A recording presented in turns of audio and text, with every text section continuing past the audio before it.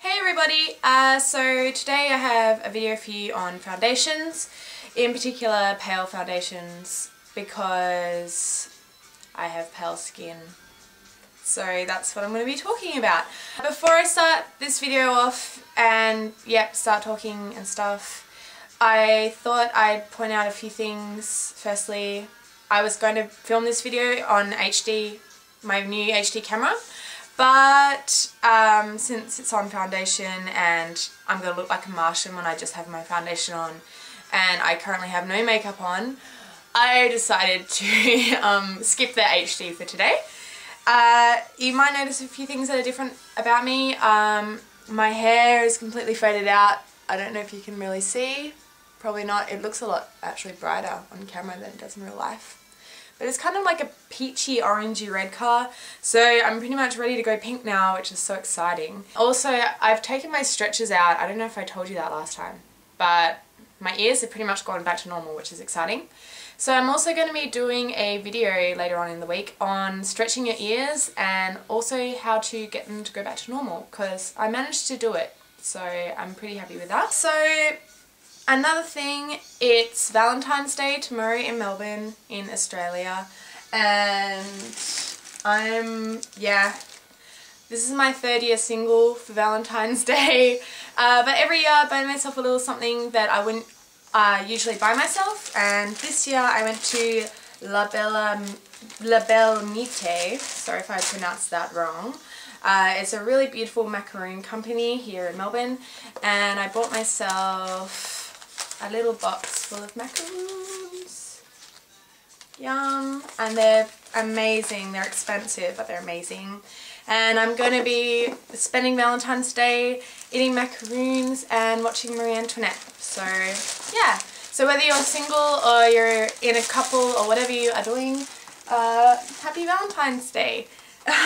So anyway, I'll get on with the video. I'm going to be talking about 3 different levels of coverage today because I found that most of the videos I found online about light foundations only covered heavy coverage. I do love a heavy coverage foundation, but I was kind of doing that every day for a while and I found it was really affecting my skin. I really don't think it's a good idea to have heavy coverage foundation every day. Your skin does need a break. So I'm going to be talking about 3 different levels of coverage. Now before I start on actual foundations, I thought I'd talk about my skin because I get a lot of questions on my Tumblr asking me, how do you get such perfect skin, pale skin, how do you make your skin look so flawless with foundation? And the thing is, there's only so much that foundation can do, or concealer, or any makeup product for the matter. A lot of it is skin deep, which is how you treat your skin, how you look after your skin. I've talked about this before. For me, I find it's really important to exfoliate your skin to get rid of dry skin, flakiness, which is one of the main causes for making foundation look uneven. I also use face masks a couple of times a week, which are really good for drawing out impurities in your skin. I remove my makeup every night before I go to bed, and I moisturise with quite a heavy night cream now. And I also moisturise every morning. The 2 products that some of the products I use the Palmer's exfoliator, which is an amazing exfoliator for the price. I find that, you know, it's got really, it's like peach kernels, I'm pretty sure, the actual exfoliator, and it's quite coarse, so it actually does its job compared to some of those exfoliators that don't really get right in there. My daily moisturiser in the morning is also by Palmer's, and it's just the daily facial lotion. So yeah, they're 2 of the products that I use for my skin. But yeah, remove your makeup every night, exfoliate, and make sure you use face masks are some of the main things that you can do for your skin. For light coverage foundation, I can't actually demonstrate it to you because I've run out of 2 of the products that I usually use, but I'll just talk about it. So basically for my light coverage foundation, it's a mix of 2 main things. And that is a tinted moisturiser, which I've run out of, and I'll have to write the name of what I use in the description box. It's actually just a common drugstore one, and MAC Face and Body Foundation in white. For those of you who have pale skin and want to use tinted moisturisers, if you've ever looked at a tinted moisturiser or bought one and you have pale skin, you probably notice they're kind of useless because they usually come in light, medium and dark, and light is usually not that light. So that's where Face and Body Foundation comes into play. The great thing about using a tinted moisturiser though is that it moisturises and protects your skin from the sun, and it's also not very heavy. So it is a really good thing to use for your skin every day to give yourself a bit of a break from heavy coverage. MAC Face and Body Foundation has the same consistency as a tinted moisturiser pretty much. So it's really, really good to mix in with a tinted moisturiser or a light foundation.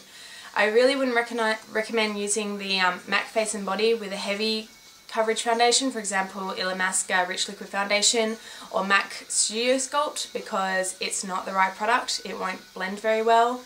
But for something like a tinted moisturiser for using every day, then it's really the product to go with. I mainly use MAC Face and Body on my body for when I go out on my legs and arms if I want to make myself a bit paler, but other than that it's really good with tinted moisturiser. Now the two other products that I use on top of that is I use the Yves Saint Laurent Touche Eclat Radiant Touch Pen, which is one of my favourite products ever. It gives a really light, luminescent glow underneath your eyes. It's not heavy, it looks very natural, but it does cover dark circles, so that's what I use as well.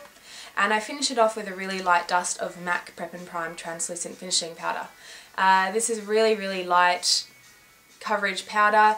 It's enough to set your foundation and slightly mattify it without kind of a heavy cakey look.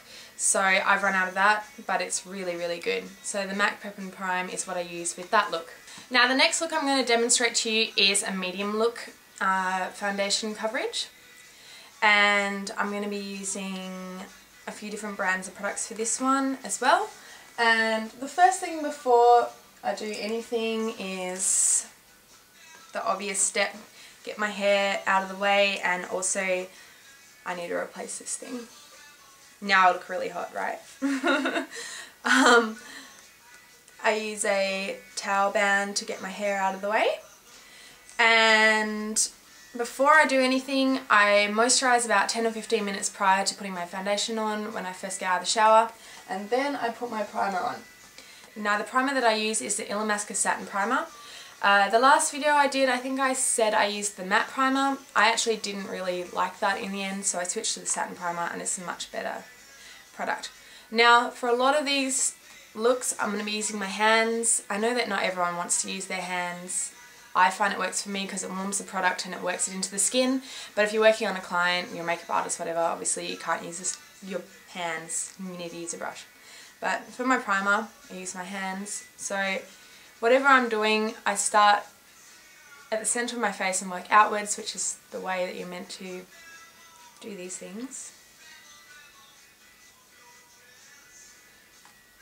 And the Illamasqua Satin Primer also has UVA and UVB filters, so if you have pale skin, that's an added bonus, because sun protection is really important when you have pale skin, especially if you live somewhere like Australia where the sun rays can be very strong.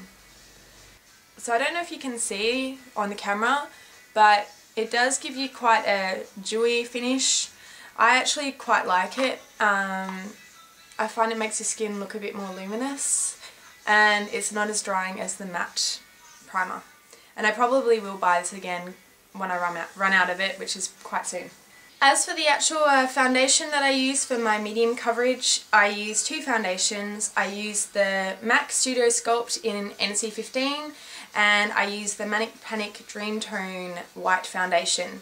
Now this works the same as the MAC Face and Body, but it's just a little bit heavier, so it's better to mix with the MAC Studio Sculpt than the Face and Body. So all I do is I mix them on the back of my hand. Studio Sculpt is a gel based foundation. A little goes a long way, so I literally use that much for my entire face. And now with that, this one comes with a really handy little applicator. So I put in, depending, like the good thing is that depending on how pale if I go out, basically, then I make myself really pale because it's not as noticeable that I've completely paled myself under dark light, if that makes sense. But during the day, I mix in just a little bit. The next thing I do is I grab my Chanel foundation brush, which is probably fake Chanel, but you know, and just mix them and work them together on my hand before anything. And starting in the center of my face, I work out. And while I'm doing this, I also say it's really, really important that you keep your foundation brushes clean and that you wash them regularly because they're one of the main brushes that get bad bacteria on them. It's also really important to work the product down along your neckline, your jaw.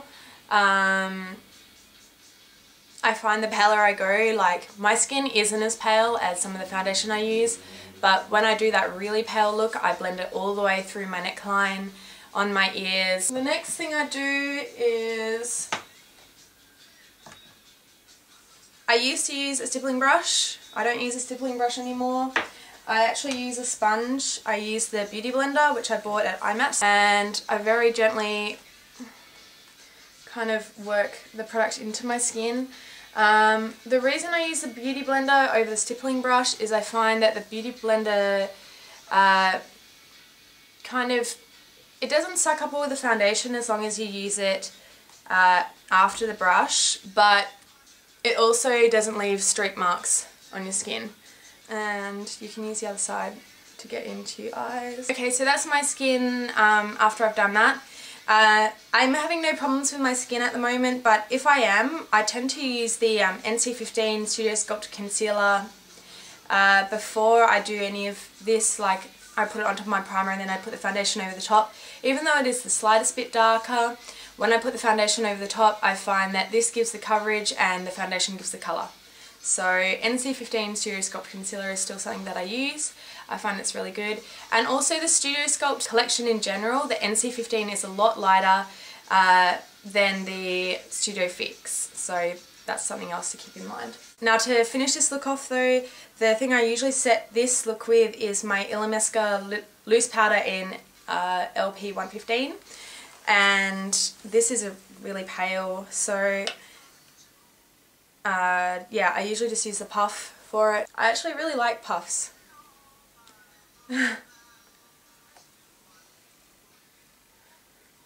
But the Illamasqua loose powder, really good, really finely milled.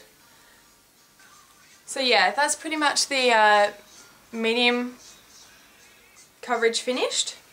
A few other products that I wanted to show you for this look that you could use if you choose to make, after you've done your base, darker or lighter.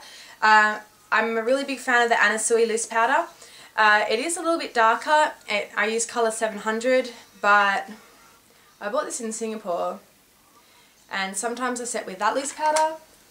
Another loose powder that I use if I'm wanting to be particularly really pale is actually considered a foundation, but it's in a loose powder form, which is Medusa's Makeup, the actual foundation in Geisha. This is pure white, so if I'm wanting to be super, super pale, then I use this one on top of either my medium or my heavy coverage foundation. I've just washed my face, and yeah, that was basically my medium kind of coverage. I know Studio Sculpt won't be medium coverage for everyone, but when you see this coverage, then you'll understand that compared to this, it is medium coverage. Now, heavy coverage is basically showing you how I use Illamasqua Rich Liquid Foundation. Now, I've had so many people ask me to do a tutorial on how to use this foundation. It is a very hard foundation to work with, I'm not going to lie. And I will continue to use it because I think it is an amazing product. I think it's a particularly amazing product for people that work as on film, maybe for people that do makeup for magazines and things like that. It is a very, very heavy coverage foundation. It is insane. I originally was using it every day, but I don't recommend that. It is probably not good for your skin to use something so heavy every day. But I do use it for when I do photos of when I go out, and it remains one of my favourite products. It just took me a while to know how to use it. and I'm going to continue to buy it, but I think I'm also going to start using the Illamasqua Skin Base Foundation because I've heard amazing things about it and I've tested on my hand and the product feels amazing. So when I do get that, I'll do a review for you guys. But for today, I'm going to show you how you use this one. So, important things with Illamasqua Rich Liquid Foundation. You must exfoliate your skin. Dry skin flakes with this foundation turn up more than you can imagine. So it's really, really important to exfoliate. It's also really important to moisturize your skin because it is quite drying and it is very hard to move around your skin, so you're not really going to be able to work with the product unless you have moisturized skin. So I have moisturized my skin and let it sink in for a while. Now I will be using the Satin primer as well, like I did last time. I'm going to put a bit of it on the back of my hand, and now this time, instead of just using this, the primer, I usually use one or the other product. I use the Napoleon Autopilot Pre-Foundation Primer, which is a silicone based primer. Now someone out there is probably going to tell me you shouldn't be mixing two types of primer together. It works for me, so I use that sometimes, but it does make my skin break out, so I try to avoid using it too much. But one amazing product that I do love is the Clarins Beauty Flash Balm. And this is really radiates your skin and moisturizes it, and I usually mix in about a 50-50 quantity of the Beauty Flash and the primer for when I use Illamasqua. Now again, I'm going to be working this product in with my hands. Please don't tell me off because it's just what I do. I can be a bit sloppy sometimes, but I actually find that a lot of makeup artists will say that you know, your hands are one of your greatest tools for applying makeup, because the warmth of your hands really does sink the product into your skin. And there are a lot of makeup artists that swear by using their hands for product application. Now, as soon as I've done that, I apply the foundation. I don't let it sink in because I like it when it's kind of a little bit sitting on my skin. I find it's easier to work the product in.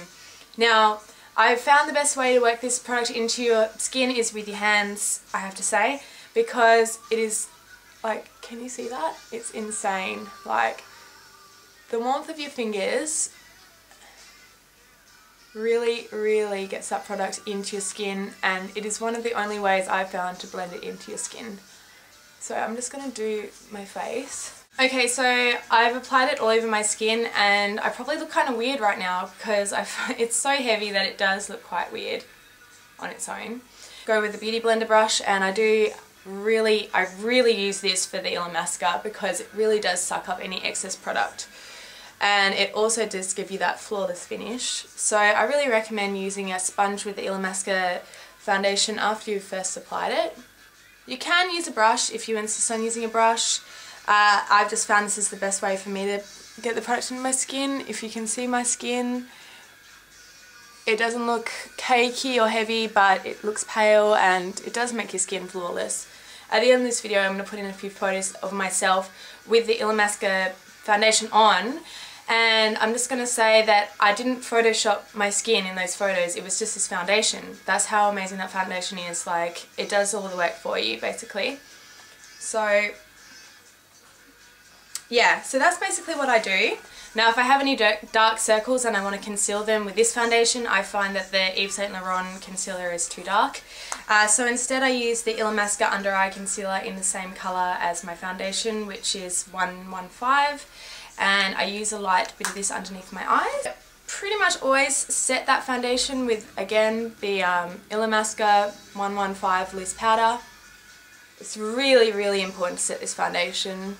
Remember to set anywhere that you have foundation, so if you put it on your neck, make sure you set that as well. So that's pretty much my skin with the foundation. It's quite matte. It's an amazing coverage foundation. I really do recommend buying it if you want to do more extreme looks. Once you've put the rest of your makeup on, this foundation is flawless. It provides an excellent base. Before I finish this video, I thought I'd mention a couple of other products which I'm a big fan of as far as foundations and things go.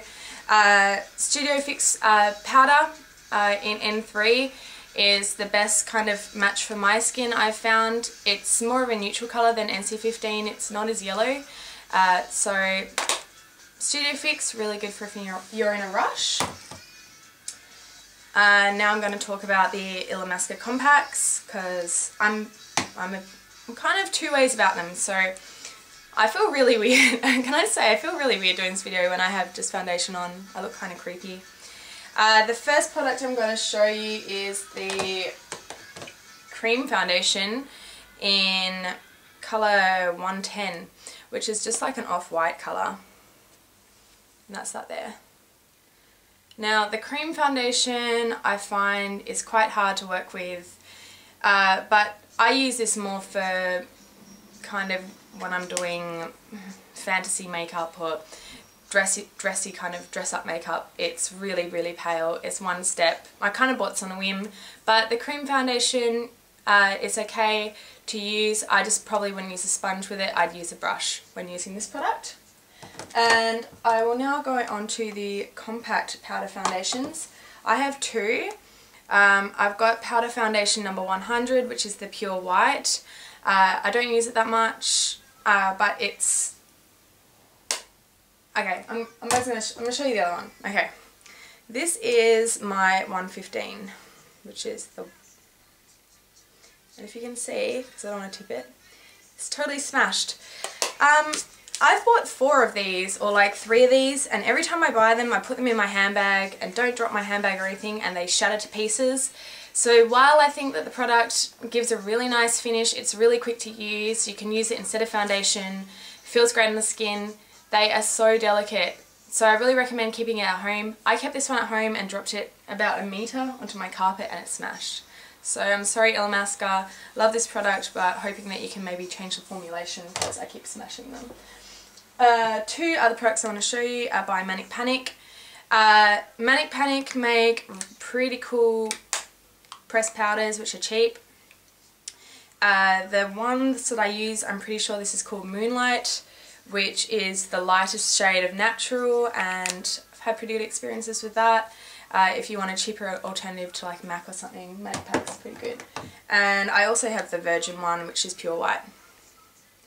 And I take this one out for touch-ups instead of the Illamasqua one because it doesn't smash. So this is also good.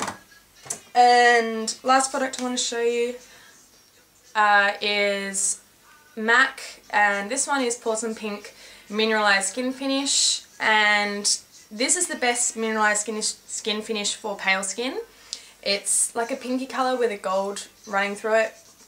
So if I do want a bit of a radiant finish on my skin, most of the mineralized skin finish you'll find are too dark. So I don't know if they've discontinued this, but if you can find it online, really like this one. So that's pretty much all I have to say for this video. I hope this was some help to you. If you have any questions at all about especially Rich Liquid Foundation, please ask me. I'll try my best to answer them, and until then I'll speak to you guys soon.